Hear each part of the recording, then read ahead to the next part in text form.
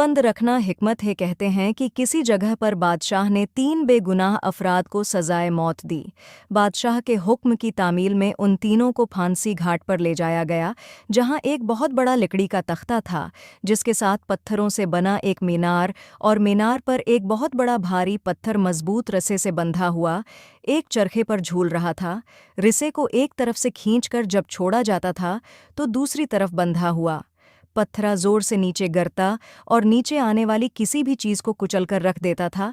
चुनांचा इन तीनों को इस मौत के तख्ते के साथ खड़ा किया गया। पहले शख्स को इस तख्ता पर ऐन पत्थर गिरने के मकाम पर लटाया गया और उसकी आखिरी ख्वाहिश पूछी गई तो वो कहने लगा, मेरा अल्लाह पर पख्ता यकीन है, वही मौत देगा और ज़िंदगी बख्शेगा, बस उसके सिवा कुछ नहीं कहना। इसके बाद रस्से को जैसे ही खोला तो पत्थर पूरी कुव्वत से नीचे आया और इस शख्स के सिर के ऊपर आकर रख गया।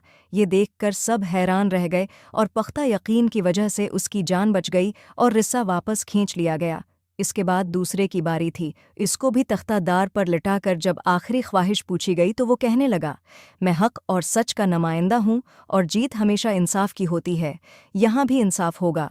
इसके बाद रस्से को दोबारा खोला गया, फिर पत्थर पूरी कुव्वत से नीचे आया और इस बार भी इस दूसरे शख्स के सिर पर पहुंचकर रख गया। फांसी देने वाले इस इंसाफ से हैरान रह गए और दूसरे की जान भी बच गई। इसके बाद तीसरे की बारी थी। उसे जब तख्ते पर लटाकर आखिरी ख्वाहिश का पूछा गया तो वो कहने लगा, पहले को न ही अल्लाह पर यकीन ने बचाया और न ही दूसरे को इसके हक वो इंसाफ के नुमाइंदा होने ने। दरअसल मैंने गौर से देखा है कि रिसे पर एक जगह गांठ है जो चरखी के ऊपर घूमने में रुकावट की वजह बनती है, जिससे रिस्सा पूरा खुलता नहीं और पत्थर पूरा नीचे नहीं गिरता। तीसरे की बात सुनकर सबने रस्से को बगौर देखा तो वहां वाकई गांठ थी। उन्होंने जब वो गांठ खोलकर रिसा आज़ाद किया तो पत्थर पूरी कुव्वत से नीचे गिरा और इस तीसरे का सिर कुचल कर रख दी। हकायत का नतीजा, बाज़ औक़ात बहुत कुछ जानते हुए भी मुन्ना बंद रखना हिकमत में शुमार होता है।